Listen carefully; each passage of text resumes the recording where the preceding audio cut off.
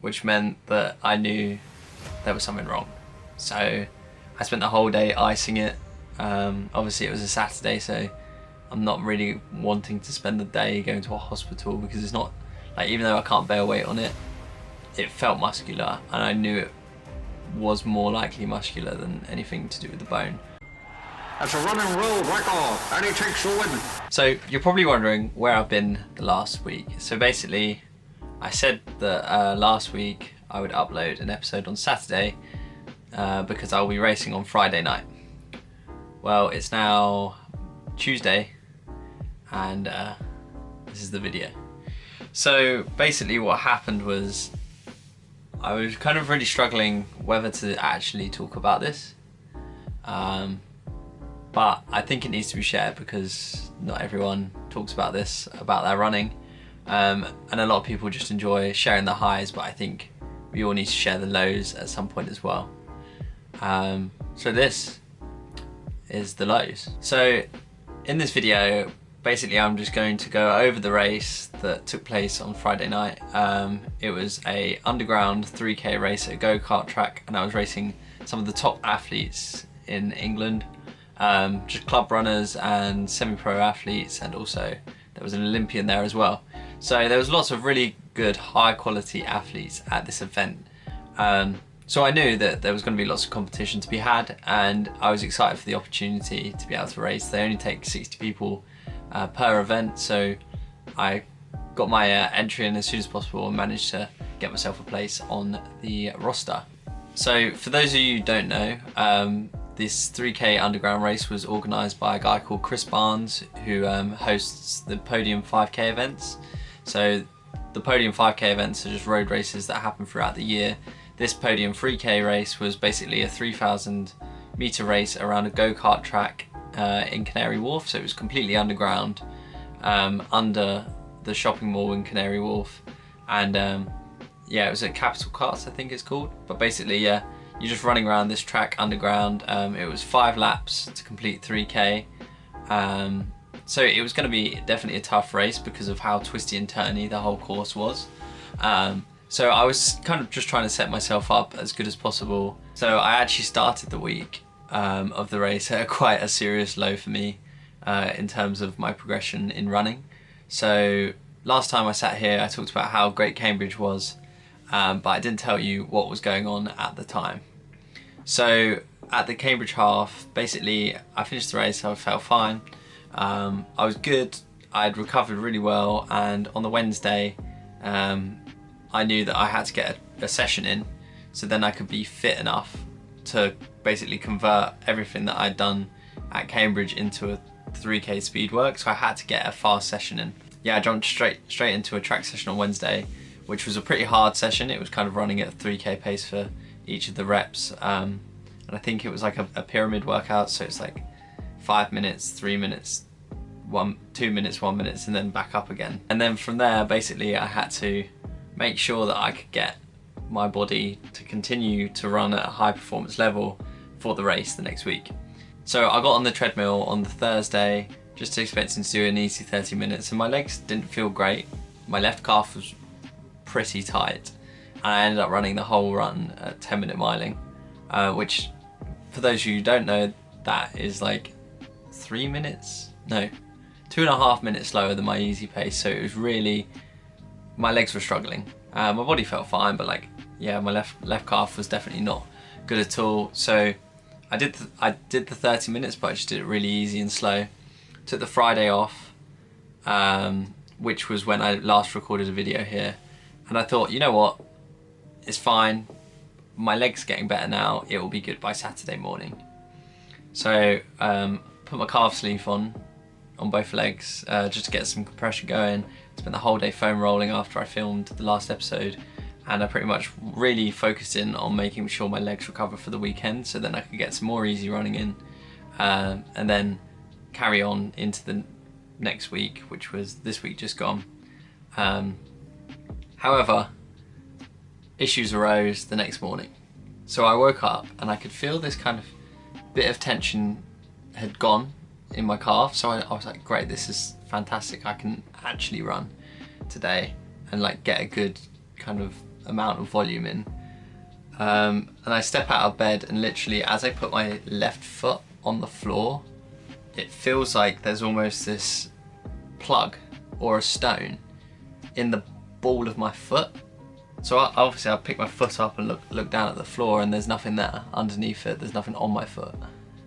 So I go to stand up again, and I literally couldn't bear any weight on my foot at all, which meant that I knew there was something wrong. So I spent the whole day icing it. Obviously it was a Saturday, so I'm not really wanting to spend the day going to a hospital, because it's not, like, even though I can't bear weight on it, it felt muscular, and I knew it was more likely muscular than anything to do with the bone. So basically I spent the whole of Saturday and Sunday just icing it constantly, kind of on and off throughout the day as much as I could. Really couldn't bear any weight on it until Monday. On Monday it was like a tiny sharp pain, almost like a pin size sharp pain, but I kind of knew that on Tuesday I'd be back to running. So in total I had about five days off, because I had the Friday off, Saturday, Sunday, Monday, and then the Tuesday I managed an easy run, but the foot still wasn't great. Like, I could have left it a bit longer, but I wanted to get back to running desperately because obviously I had the race on Friday. Yeah, so I think since the last time we spoke I've only actually done 23 miles, so that will be 7 last week and 16 the week before.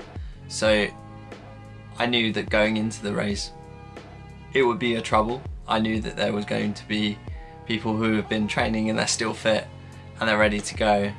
So I just wanted to take the race as it came, and yeah, so fast forwarding a bit, I got over the injury. The injury was actually something called metatarsialgia. So it's basically when you strain your metatarsal. So the metatarsal is the ball of your foot here. And then, yeah, so what happened was my calf was so tight that it tightened my ankle, which meant that I couldn't roll my foot. So what if this, say my hand's my foot, when you're running, you put your foot down on the floor and you usually spring off of your big toe. That's what you use to push off. But where my ankle had no mobility, I couldn't do this with my foot. So basically I was just going like that, like kind of floppy, like a floppy foot motion, which was hitting and straining my metatarsal every time I hit it.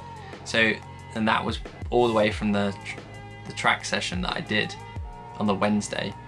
And it was just basically DOMS, but it was an extreme version of DOMS because of the amount of times I hit it. It basically inflamed my metatarsal so much, and that was the shooting pain that I could feel through my foot. So I went to an osteopath, and he managed to loosen my ankle by literally grabbing my foot and yanking it. And so he was pulling it really hard, and it was like doing all these like sorts of range of motion movements, and he set me some exercises to do to make sure that my ankle could basically function properly. So I've been working on that, and basically I had a decision whether I wanted to race on Friday or not. The osteopath said I'll be fine to run as long as my foot's good and as long as I can't feel any pain in my metatarsal. So I took the decision to race, and it was probably the hardest race of my life because, one, the caliber of athletes that I was racing against, but also I just felt like I had no confidence because I had only literally run 23 miles since my half marathon. And for me, I feel like I'm quite someone that relies on the mileage and to feel confident. If I look at my Strava, I know this is quite unhealthy habits, but like if I look at my Strava and know I've had a good week, I know that going into a race I'll be good, I'll be fresh, I'll be kind of ready to go, and that's usually on like a 30-mile week.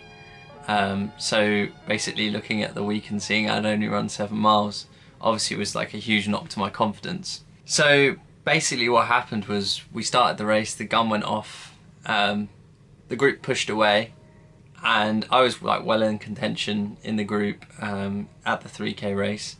And we're going around these twists and turns, and I'm feeling good. I can keep up with everyone, which keeps me in that kind of positive mindset of like, oh, I'm doing well, I'm doing well. We come around the first bend, and you can see in this footage that I'm just off the back. I didn't really want to go out too hard, so I wanted to stay just in contention, like with the group, and then perhaps push on as the race got on throughout. Anyway, we went through the first lap, still slightly on them, and then all of a sudden, click. Basically, the group pushes away from me, and I just felt like I had nothing to give. There was no like pop, no zip. I had like, they had about 10 meters on me within the first 10 seconds, and I just couldn't keep up. I just felt flat. I didn't know what was going on. And then that was another knock to my confidence during the race, which meant that I actually couldn't push any further, which is like really such a strange feeling for me, because I always feel like if I see people moving away, I always want to try and grapple onto the back of them and just hang on for dear life. But for some reason there was just nothing there, and nothing to give. And like, yeah, I was coming back from an injury, or a slight injury, but within 2 weeks you shouldn't lose that much fitness. And I think it just became a mental game of just trying to hold on. So anyway, the group moved away from me, and I think in the end the guy in front of me was like gone with the wind. He was like 40 seconds completely in front of me, and I was just hanging on. Like, I wasn't even in contention at this point for qualifying for heats or anything. I was literally running alone. There was a guy behind me, so that kept me going, because I knew that there was always going to be something that he could catch up with me. So I knew that that would keep me kind of grinding away and making sure that he doesn't kind of reel me in and overtake me, because I think that would be probably the most crushing thing. So I just kept running, really. I think it's taught me probably the most important lesson ever, is that running is hard. And I know it is. Like, this journey of mine has never been plain sailing. I've had injuries before in the past.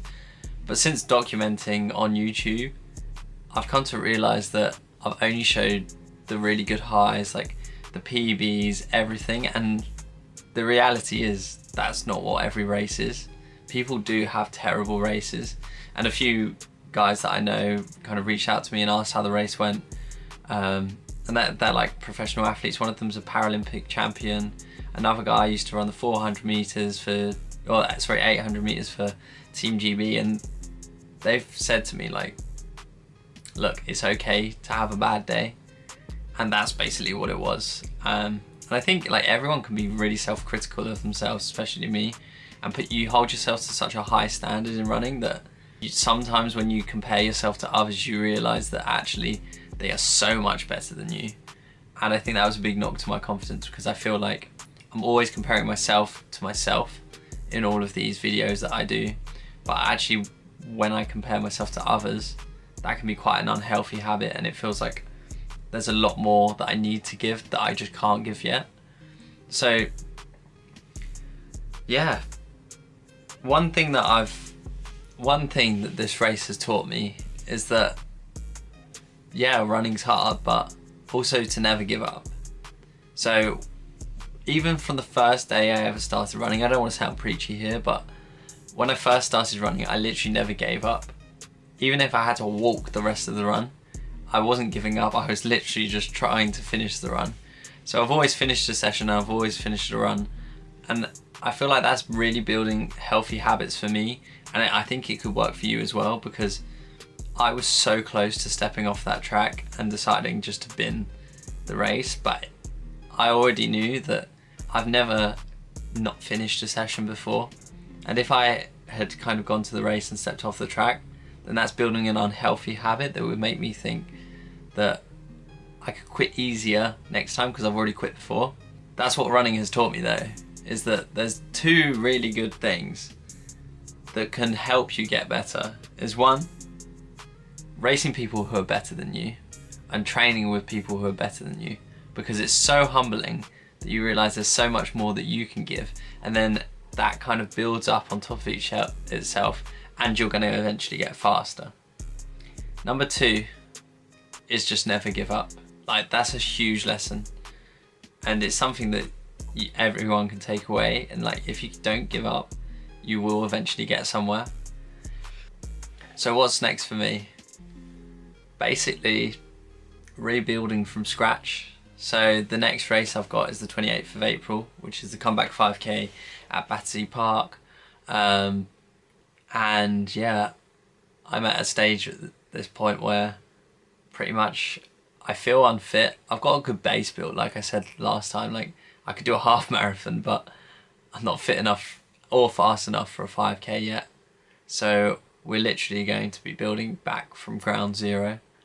So after overcoming my foot injury, I need to give that time to recover, and also just kind of reset. So I took last weekend off, and pretty much from tomorrow I'm going to start running again, and I'm going to, for 2 weeks, just do easy running to try and get my mileage back up. So this week is 26 miles, and then next week we're just going to slowly build back up to where I was, which was about a 45 to 50 mile week.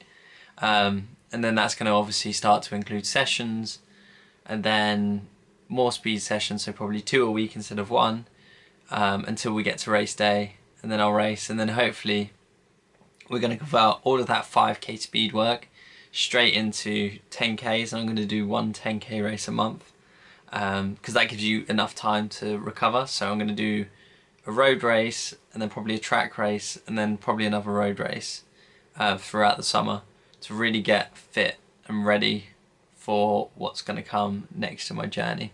I can't reveal what is coming after the summer, but if you know me, you might already know. I can't reveal anything. So anyway, I hope you enjoyed this video, and pretty much please subscribe, because there's so much more to come from me, and I'm going to be documenting this journey of building back up from pretty much one of the worst races of my life to hopefully one of the best races of my life. So there's lots of troubles, it's been a rocky road, but always remember to do hard things, and we'll see you next week.